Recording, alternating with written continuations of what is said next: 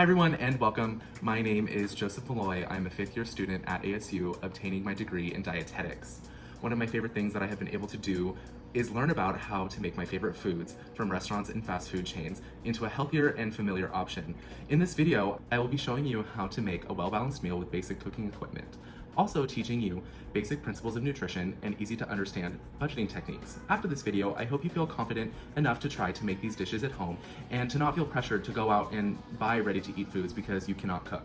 Like Chef Gusteau always said, anyone can cook. So I bet many of you have opened your fridge and have thought that there's nothing in the fridge to eat. Many people feel this way, and it's totally okay. You don't always have to go out and buy more food to have foods that you want to eat or want to try. It just takes a little creativity to look at a few ingredients and to make something amazing. So when I'm at home, like I am now, I love to pretend like I am on Chopped and I'm only given a certain amount of ingredients in my basket and I have to turn it into something amazing that the judges will just love. But the theme of this Chopped is remaking fast food. So the reason why I picked the Chick-fil-A sandwich to make a copycat version is that it's a fried chicken breast, and fried foods are not the best option but can still be consumed in moderation and as a treat. However, I do want to point out that frying can increase calories and fat consumption. By frying, it allows the chicken, which is typically breaded, to retain more fat. This is not to say that fats are bad. There are plenty of healthy fats like olive oil, avocados, and eggs. Then there are not so healthy fats like butter, lard. The issue with frying is that it increases the amount of saturated fat from the cooking process itself and diminishes the nutritional value of the chicken. Saturated fat in high quantities can increase the chances of heart disease and becoming obese. With grilling, you are able to preserve the moisture, nutrients, and ultimately reducing the fat intake. For example, 3 ounces of fried chicken has 220 calories, 10 grams of total fat, and 3 grams of saturated fat. This doesn't seem like a lot, but when you look at grilled chicken, which has 130 calories, 3 grams of total fat, and 1 gram of saturated fat. So to get started with the cooking, I had the idea to make a copycat version of the Chick-fil-A sandwich. And so our first ingredient to make the Chick-fil-A sandwich is boneless, skinless chicken breast. I just picked this up at the store, super basic. And to just add a little bit more nutritional benefits, whole wheat buns. And then I got some pickles, sliced them up. A tablespoon of olive oil. If you have vegetable oil, that's fine. Mayo, mustard, honey barbecue sauce, lemon juice, I don't want to spill it, but those are going to be our ingredients for today. And then you're also going to need Italian seasoning, salt, and pepper. And so some basic tools that you're going to need to make this recipe is a rubber spatula, a 12-inch skillet, some tongs, a liquid measuring cup, or a mug or a meat tenderizer, whatever you have on hand. I just have this, a mixing bowl, and then a cutting board. That's all you need. Again, we're going to be warming up a 12-inch frying pan on medium heat. To that, we are going to take a tablespoon of olive oil, but again, if you have vegetable oil, that's totally okay. And I get this part started first because I have an electric stovetop and it takes a minute for my pan to heat up. But we're using olive oil because it is full of antioxidants, mono and polyunsaturated fats, which have been shown to help protect against heart disease and obesity. Next, we are going to take our boneless, skinless chicken breast and lay it out on our cutting board right here. We're going to cover it with plastic wrap, which I've already done, and then taking a liquid measuring cup or a coffee mug for that matter, or if you even have a meat tenderizer, that's great. And then we're just going to right till it's about 1 inch to a 1/2 inch. After you tenderize your meat, we are going to make it into more manageable sections because this right here, that's big. It's a little too big for a sandwich. And so I'm going to cut out a piece of chicken about the size of my palm, and so and we're going to turn this one around, and then we're just going to cut it this way. So it doesn't have to be perfect. It's food. So I've gathered my pepper, salt, and just basic Italian seasoning. And so the first things first is we're going to take our Italian seasoning and coat both sides. You can do different spices if you'd like. I'm just trying to make this as easy as possible. And in my opinion, the Chick-fil-A sandwich is already pretty basic of a fried piece of chicken. So do whatever you want with it. And then we're going to take our black pepper and do just a little bit so it's not too spicy. And we're going to take our salt. I'm putting it in my hands so I don't overdo it on the salt, and just lightly sprinkle pinches. We're going to flip it back over and then salt again. Okay, so now that our pan is heated up, and you can kind of tell when the oil gets super glossy and kind of just starts spreading away from itself, that's when you know. And so then we're just gonna take our pieces of chicken and you should hear that nice searing sound. And then we're gonna set our timer for 5 minutes.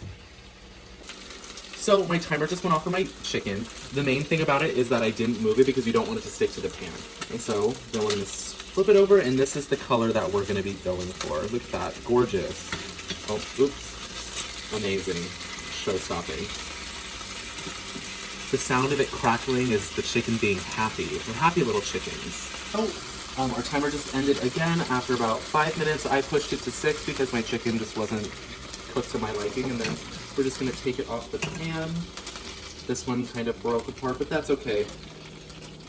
We're just gonna eat it in a sandwich, and then we're just gonna remember to turn our stovetop off and put this off to the side. So now we're gonna be making an infamous copycat recipe of the Chick-fil-A sauce. So to begin, we are going to take a half a cup of mayo into our mixing bowl. Boom. And the original recipe calls for a 1/4 cup of honey or 2 tablespoons of brown sugar, but instead I'm going to be just using something where it has both, where it's just a honey barbecue sauce, just so it's super easy and less ingredients, the better. Then we're going to be taking 2 tablespoons of mustard.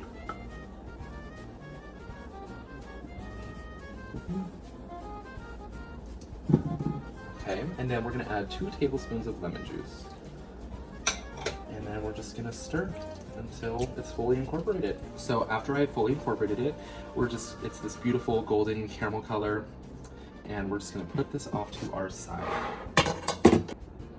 So now it's time for the assembly of our sandwich. So I picked a whole wheat bun, just something I picked up from the grocery store. I like using whole wheat because it incorporates more fiber into your diet and helps digestion, and also can help with cholesterol control. So now we're gonna assemble our sandwich. We're gonna take our sauce that we originally made, as much or as little as you want. I like a medium amount of sauce, just enough to cover the bottom so the chicken can stick to it. So then after we've applied our copycat sauce, we are going to take a chicken breast, boom, winner. And then at first I thought I liked speared pickles, but then I was changed, and we're gonna use sliced pickles. Amazing. And then boom, now you have your copycat Chick-fil-A sandwich. Now the ultimate test, we are going to cut it in half. Just take a nice look. Ooh, looks like a Chick-fil-A sandwich to me. All right. Very impressed. So now we're back. I hope you enjoyed that copycat version of a Chick-fil-A sandwich tutorial, and now I just want to be talking about some simple budgeting techniques and cost comparison. I am going to be looking down because I'm going to be looking at my computer because I have a spreadsheet out of how this works. And so the original cost of a Chick-fil-A sandwich is around $3.05, and let's just say you eat that for 7 days a week. That's $21.35. So if you buy all of the ingredients that I talked about in this video, it will cost around $25.44. And I got all of my prices and information from Walmart.com, and so they were live pricing of when I looked at the ingredients. So to my left, you're going to see a picture of the spreadsheet that I made, and up on top is the ingredient cost for the main ingredients of the sandwich. So the bun, the pickles, and the chicken itself comes up to about $9.81, and I divided that by 8 servings because there's only 8 buns. And so even though you're gonna have extra chicken, you can use it for other things. And so the cost of the one sandwich from that is $1.23. And below that, it's going to be all the ingredients for the sauce, with everything included, no substitutions that I used. But if you wanted to use the complete recipe, this is how much it's going to cost you. If you use what I used, it's going to be a little bit cheaper. So all of that cost $15.63. So I found the total volume of that, and I divided it by 2 ounces, and each 2-ounce serving is going to cost around $1.44. And so the whole cost of the recipe is $2.67, which is about 70 cents cheaper than the Chick-fil-A sandwich after tax. Also, buying these ingredients, they are shelf stable. It's a great recipe to just have something fun and different, and to see if you can try fast food in a healthier option. So I hope you enjoyed this video. Thank you so much for watching. Bye.